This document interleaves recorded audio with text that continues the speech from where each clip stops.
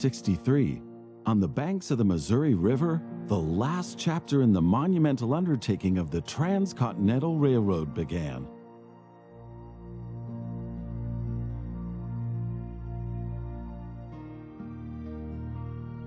The workers of the Union Pacific Railroad began laying their tracks westward from Omaha through the wild heart of the North American continent. Massive challenges awaited them. Away from all civilization, the country was vast, the weather ruthless, and the challenges tremendously energy-sapping. But there was a masterstroke of modern engineering to be accomplished, to tame the wilderness and to conquer it with steel, fire, and steam. Never before had anything like this been ventured, but the time was ripe. Greetings. My name is Thomas Clark Durand. Exactly, the head of Union Pacific. We will go down in history as the ones who created the Transcontinental Railroad. And that, my friend, is your job as chief engineer. I can't supervise everything here on site right now, as I have to meet with some politicians in Washington. First, you should familiarize yourself with the basic controls. Move the camera in all directions. Now test the camera's zoom function. You can also rotate the camera. Give it a try. Very good. Now you know the basic controls. Your first task is to create a rail connection between Omaha and Norfolk to the northwest. Both cities will need a station for this. You already have a station in Omaha, but you still need to build one in Norfolk. To do this, switch to building construction mode.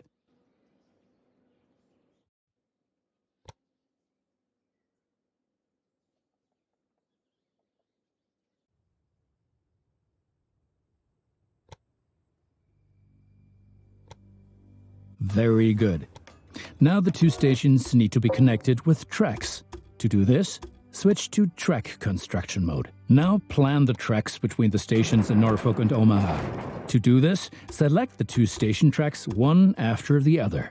Then pay for your track planning. Now create your first train so that you can set up a rail line between your stations. Initially, your train only exists on paper. It's not much use to you without a locomotive. Additionally, each train needs a rail line that passes through all the stations it should stop at. Now join your two stations to the rail line by selecting them one after the other. That's enough for your first rail line. Now confirm it so it becomes active. Very good. Now you can see the journey your train will take. If there is something to transport, the train will automatically take it.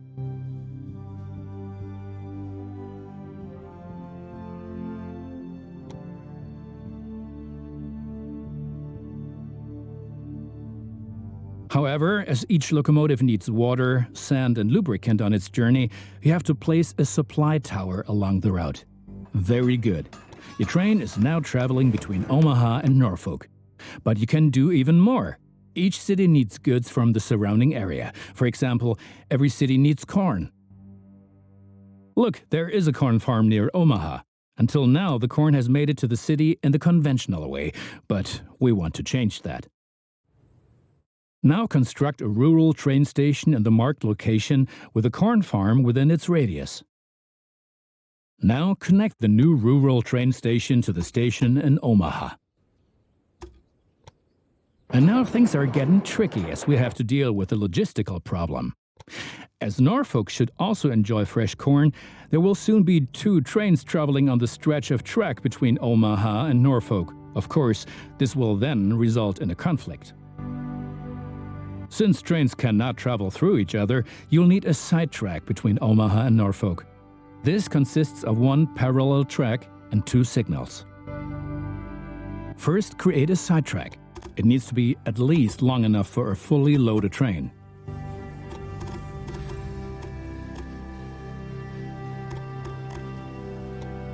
Excellent. However, your trains won't necessarily use the side track, as they generally always take the shortest route. For this reason, you also have to specify the direction of travel on each parallel track. Now open Building Construction mode and set up a signal in the highlighted area pointing in the direction of the switch. Trains will then be able to stop here when the signal track is in use.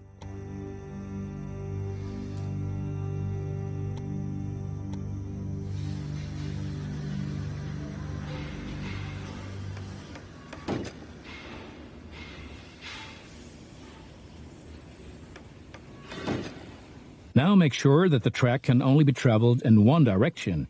For this purpose, set the signal so that trains coming from the opposite direction cannot pass.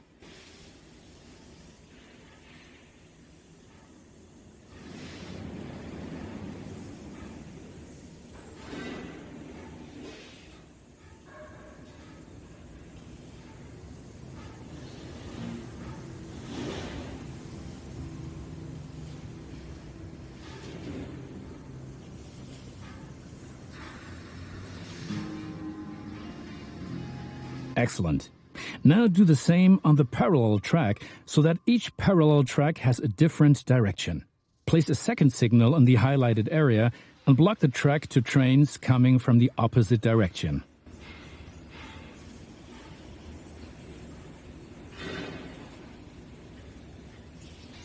Very good. I'm sure that it wasn't at all easy.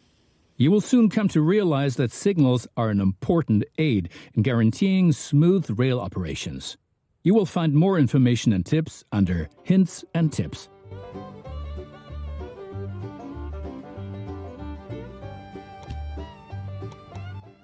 Now assemble a new train and give it a locomotive and a rail line. Your new rail line should run via Omaha to Norfolk so that the people of Norfolk can be supplied with corn.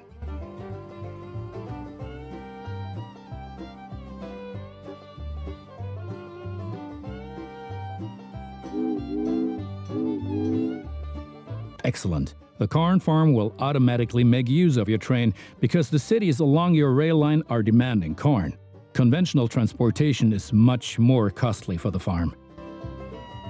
We are still missing something. Locomotives wear out over time and need to be regularly maintained so they can perform their duties more reliably. For this purpose, there needs to be at least one maintenance building on each rail line where locomotives can be serviced if necessary. Construct such a maintenance building at your station in Omaha now. To do this, select the station itself and expand the station with this building. Right, we've been lollygagging for long enough. I need to return to Washington for further miserable negotiations with our representatives of the people. I've written a task list for you. Take a look at it and complete the tasks within the given time period. Do not disappoint me. Ah, yes, and I've seen you've blown almost all of your seed capital. I don't want to be like that, so I'm giving you a little cash injection, but be more careful from now on.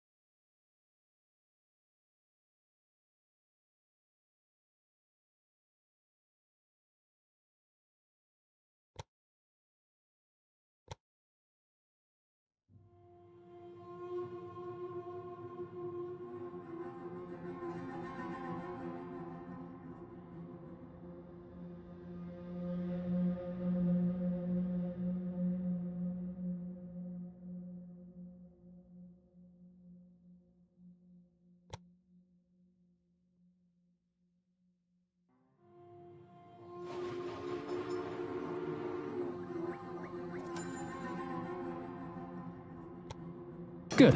That's finished. You're making progress.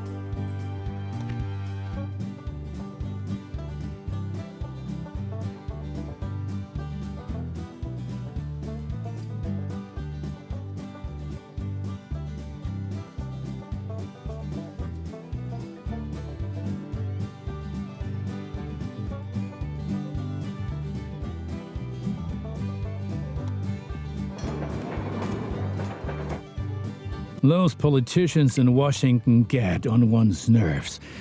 But now let's get back to your tasks.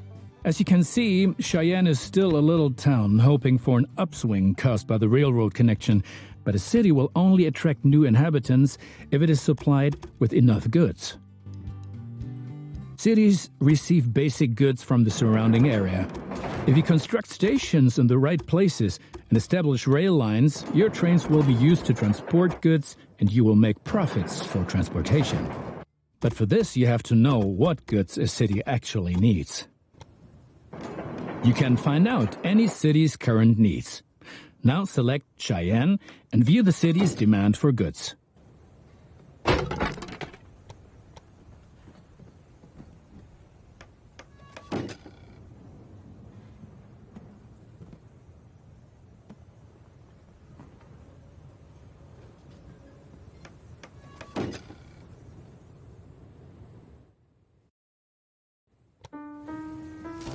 As you can see, Cheyenne currently needs only a handful of goods, and you can only deliver goods that are in demand.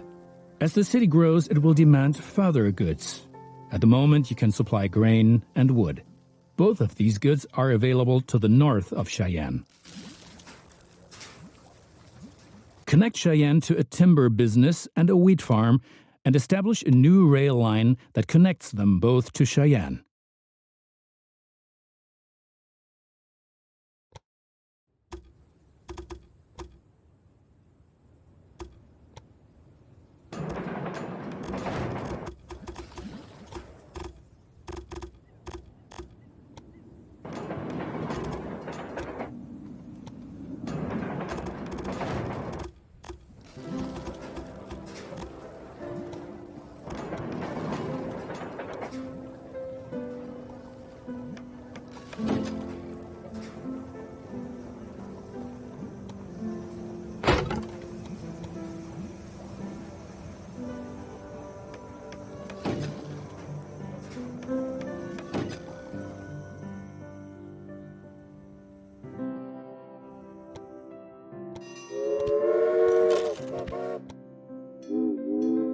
Well done.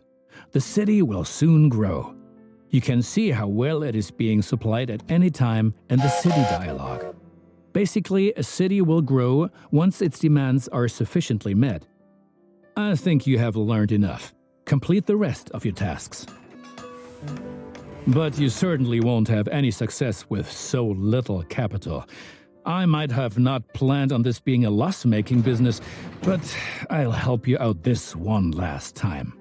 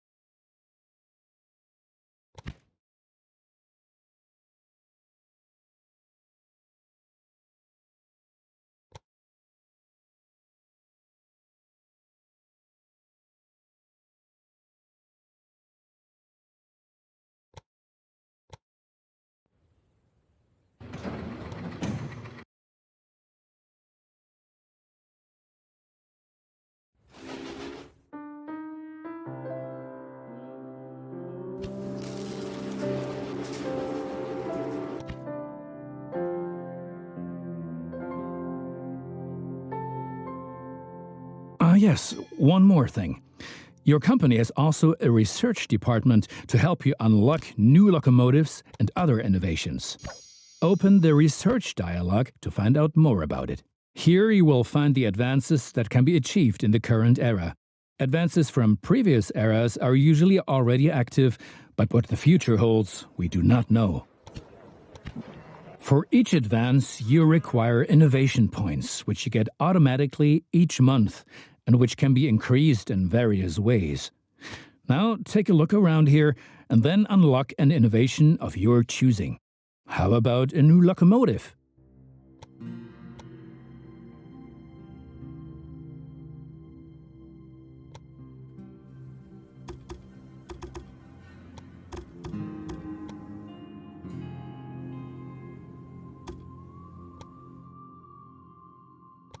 My opponents say I'm lining my own pockets.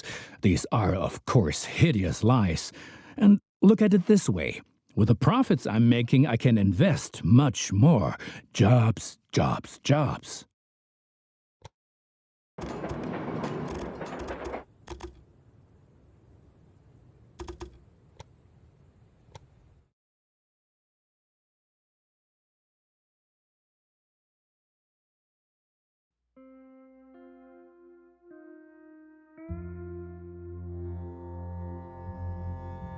I have to wrangle with a lot of competitors, but if one person really gets on my nerves, then it's that Beatrix von Pomp. What? You haven't encountered her yet? Be glad. She takes everyone to the cleaners.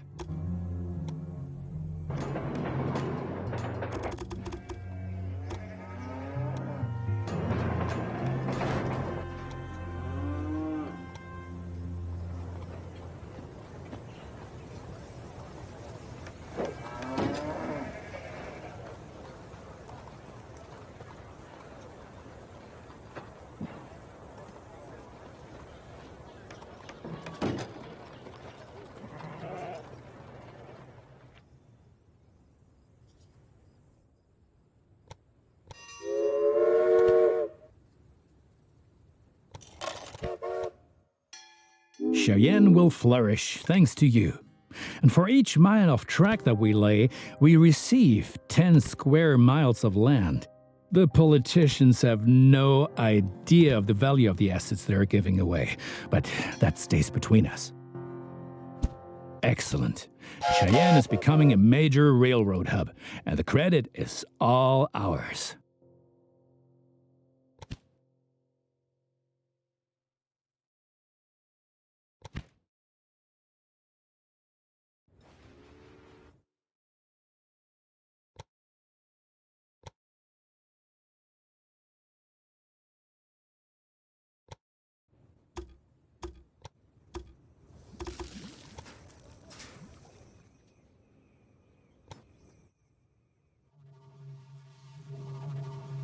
Well done. The citizens of Denver are impressed by the railroad.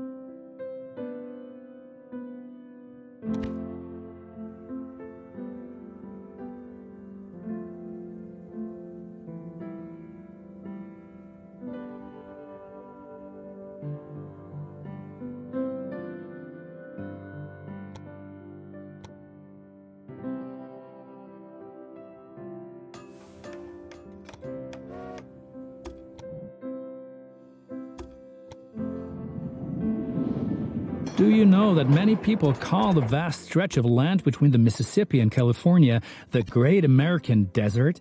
Those fools. Once my railroad has opened everything up, the value of these lands will go through the roof. Now you've managed to cross the Great Plains. A masterpiece.